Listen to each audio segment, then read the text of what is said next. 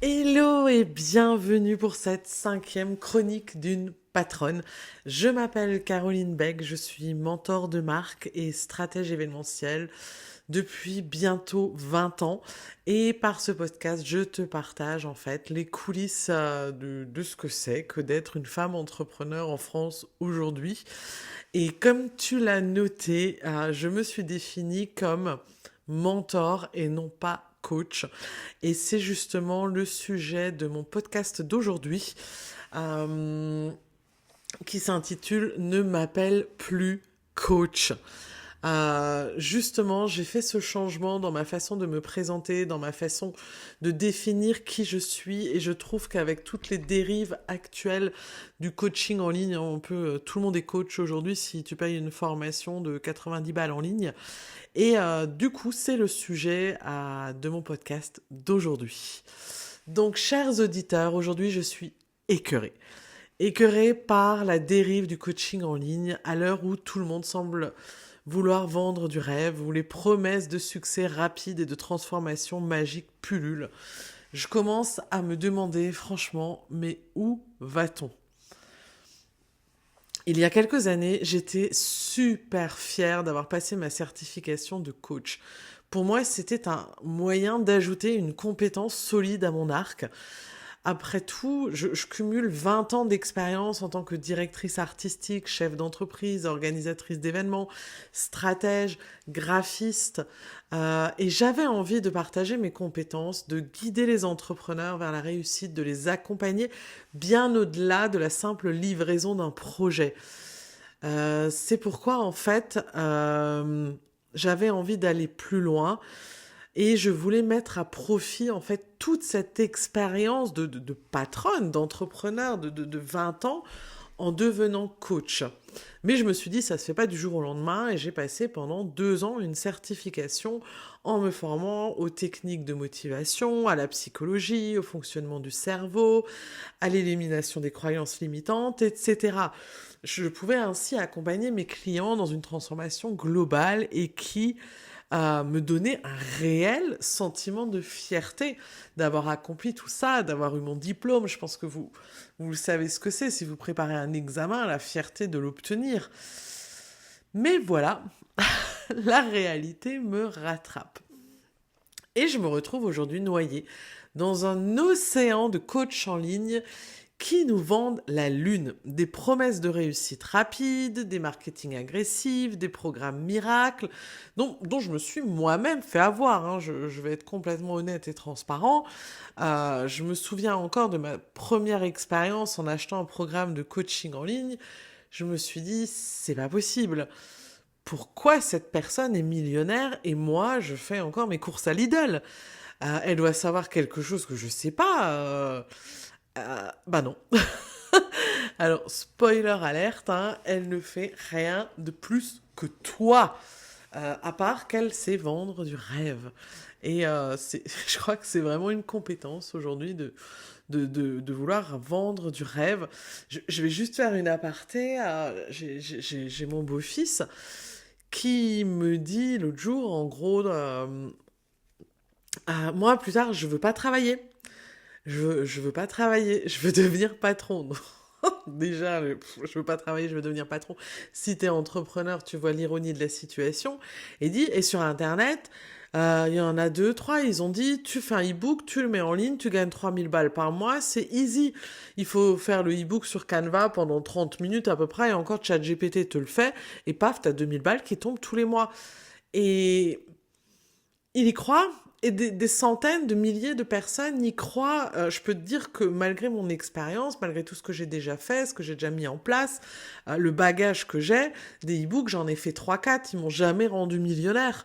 Et pourtant, pour en avoir téléchargé et acheté, le contenu des miens est bien supérieur au contenu de ceux que tu peux acheter, qui sont faits par ChatGPT, vite fait par des gens qui n'ont aucune expérience. Donc c'était un peu l'aparté et la raison pour laquelle je ne veux plus qu'on m'appelle coach. Donc, comme dit, j'ai déjà acheté des programmes qui étaient des vraies arnaques. Tout ce qu'on m'a donné, c'était des conseils basés sur des informations que tu aurais pu trouver sur Google. Google est ton ami. À un moment, si tu es un minimum débrouillard, si tu as vraiment envie de trouver des tutos, des outils, des moyens de développer ton business, Google est ton ami. Il y a rien de fondamental de plus. Il n'y a pas de vraie stratégie solide. Juste du marketing bien huilé, une mise en scène de réussite avec des photos de vacances à Bali, des promesses de liberté financière et un discours toujours plus vendeur. Donc, toi, sois déjà super vigilant le jour où tu voudras choisir un coach. Euh, Essaye de ne pas être trop naïf, essaye de regarder un peu, de te renseigner, d'avoir des retours clients, de voir le bagage de ce coach. Mais moi, très sincèrement, j'ai plus envie qu'on m'appelle coach parce que j'ai l'impression d'être mis dans le même sac que tous ces gens. Pour moi, c'est des pseudo-coachs qui profitent vraiment de la naïveté des gens. Et pourtant, certains d'entre eux sont vraiment devenus millionnaires. Et c'est ça qui me fait halluciner. Et tout ça, tout en vivant chez leurs parents et en touchant le RSA parce qu'ils sont domiciliés ailleurs. Enfin, bref. C'est assez triste et c'est assez symptomatique de la culture du vide aujourd'hui qu'on a sur les réseaux sociaux. Et ça me rend triste que certaines d'entre vous se fassent avoir parce que je me suis fait avoir aussi, hein, comme je vous l'ai dit, hein, je me suis fait avoir aussi. Quand tu vois une coach qui te dit je suis millionnaire avec cette stratégie simple, je te la donne, et là tu te dis qu'est-ce qu'elle sait de plus que moi au bout de 20 ans d'expérience. À un moment, elle arrive à te convaincre, t'achètes le truc, tu regardes et en fait elle sait rien, c'est du vent quoi. Ces pratiques gangrènent vraiment la profession et les coachs honnêtes se voient finalement obligés de recourir eux-mêmes à des techniques de vente agressives pour exister et je trouve ça vraiment malheureux aujourd'hui. Enfin, tu le sens sûrement au ton de ma voix, mais il y a un espèce de ras-le-bol et d'écœurement par rapport à tout ça. Soyez un peu plus vigilants, soyez un peu plus vigilants, regardez les avis. J'ai vu un reportage là sur TikTok où il parlait de 5, 6, 7 ou une dizaine de jeunes qui avaient loué une villa à Bali et qui tournaient plein de contenu sur place dans cette villa en faisant croire ils avaient une voiture de luxe, mais finalement c'était une villa qui se partageait à 12. Ils dormaient sur un matelas gonflable, c'était une voiture qui se partageait à 12 juste pour les photos, ils roulaient pas avec. Et chacun individuellement faisait croire qu'il avait réussi parce qu'il vivait ici, voilà sa villa, voilà sa voiture, voilà son mode de vie. Et en fait, ça a été complètement débunké parce que quelqu'un s'est rendu compte que c'était toujours la même villa et la même voiture pour les 12. Donc soyez un peu vigilants, vous faites pas avoir. Donc encore une fois, voilà. Alors non, en fait, je ne veux plus qu'on m'appelle coach. Il y a peut-être encore quelques endroits où tu vas trouver Caroline Beck, coach business, mais j'ai vraiment tout changé par mentor. Je refuse que mon nom soit associé à ces dérives et j'ai choisi de ne plus du tout utiliser le terme coach et de le remplacer par le terme mentor.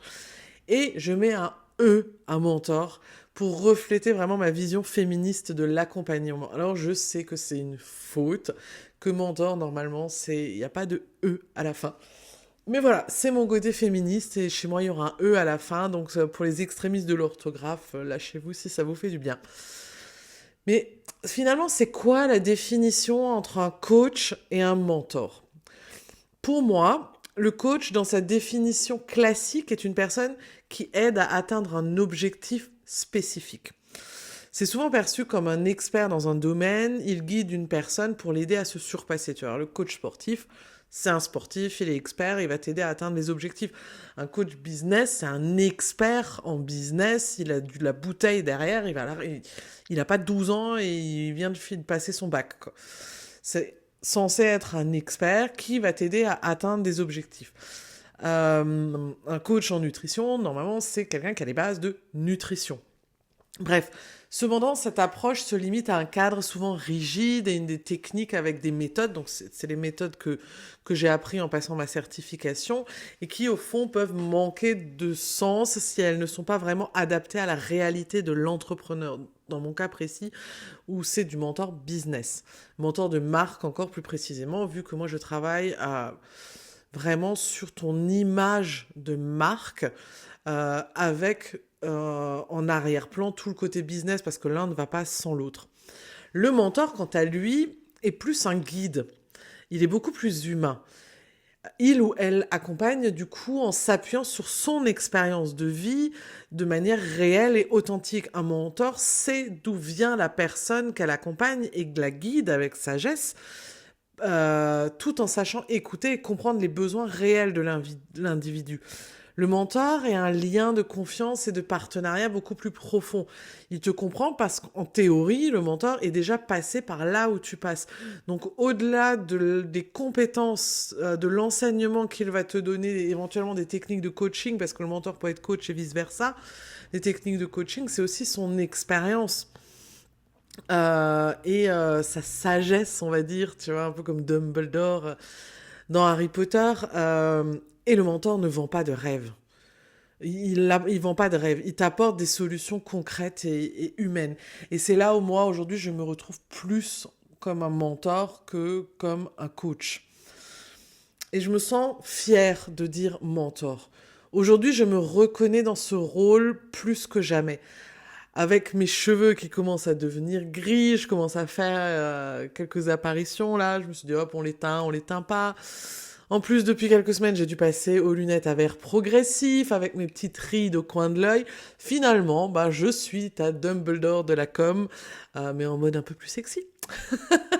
Et oui, je suis vieille et je trouve que c'est peut-être une des caractéristiques principales des mentors.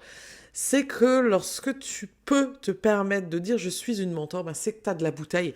Et si tu as de la bouteille, ben t'as pas 20, 25 ans. Si tu as de la bouteille, tu as l'expérience, tu as déjà vécu plein de choses, tu as vécu des réussites, tu as vécu des défaites, tu as vécu des moments où tu as eu envie d'abandonner, t'as vécu plein d'événements traumatisants, peut-être même dans ton business. Et c'est pour ça que tu es vraiment à même de comprendre l'entrepreneur qui va venir à toi et qui va attendre de toi des solutions. Voilà, j'estime que j'ai une forme d'expérience et de sagesse à transmettre et c'est exactement pour moi ce dont tu as besoin pour faire grandir ton business dans le respect de ta réalité. Le mentorat, c'est être là, c'est être une oreille attentive, mais aussi d'être un guide sur le chemin parfois sinueux de l'entrepreneuriat. Il ne s'agit pas, encore une fois, je le répète, je me répète peut-être trop, pour moi, il ne s'agit pas de vendre du rêve, mais de construire un chemin solide vers ton business. Celui qui va te dire que ça va être facile, que ça va être rapide, oublie, c'est de l'arnaque parce que c'est pas facile et parce que c'est pas rapide. La confiance, la communauté, ça se crée petit à petit. Tu dois faire tes preuves, tu dois avancer. C'est pas facile. Quand parfois j'ai des clientes pour les réseaux sociaux qui me disent ouais, j'ai publié tous les jours pendant une semaine, ça a pas marché. Ben non, en fait. Non, ça marche pas parce que c'est un long travail. Tu peux pas juste arrêter à une semaine. Moi, ça fait maintenant des années que je publie régulièrement sur les réseaux sociaux, que j'ai une stratégie de contenu, que j'ai une présence en ligne, que je travaille. Et ça ne fait que quelques années, 3, 4 ans, que je n'ai plus du tout besoin de prospecter, que les clients viennent naturellement à moi. Donc, pitié, ne crois pas les gens qui te disent que c'est facile. Fais preuve d'un peu plus de discernement. Ce n'est ni rapide, ni facile. Pour moi, ce qu'il y a aussi, c'est que l'accompagnement, c'est un véritable acte de responsabilité. Accompagner un entrepreneur ou une entrepreneuse, c'est prendre une grande responsabilité, selon moi. Tu ne peux pas endosser ce rôle si tu n'as pas une expérience réelle sur le terrain. Ce n'est pas juste de la théorie, c'est basé sur des années d'expérience et d'échecs. Comme disait l'oncle de Spider-Man, Peter Parker, de grands pouvoirs impliquent de grandes responsabilités. Et pour moi, c'est aussi valable pour les mentors, pour tous ceux qui sont là, pour t'aider à développer ton business. Quand tu accompagnes quelqu'un dans son business, tu ne peux pas promettre la lune si tu n'as pas vécu toi-même les montagnes russes de l'entrepreneuriat. Tu dois être digne de la confiance qu'on te donne. Aujourd'hui, j'appelle donc à redéfinir ce qu'est un bon mentorat. Pour moi, un bon mentorat, il est basé sur l'authenticité, la transparence et le respect des besoins réels des clients. Plutôt que de se concentrer sur des promesses vides, revenons à ce qui fait la véritable essence du mentorat. L'expérience, la réalité du terrain et une approche humaine. Ce n'est pas juste une question de réussite rapide. C'est une question de créer des bases solides pour un avenir durable et épanouissant. Et toi? Es-tu prête à embarquer dans cette aventure avec un véritable mentor ou un coach qui te vendra du rêve? Cette chronique s'adresse à toutes celles qui en ont assez des promesses vides et qui cherchent un accompagnement véritable et authentique. J'espère que cette nouvelle chronique d'une patronne t'a plu. J'en écrirai bientôt une autre. Donc, pour rappel, moi, c'est Caro. Je suis patronne depuis presque toujours.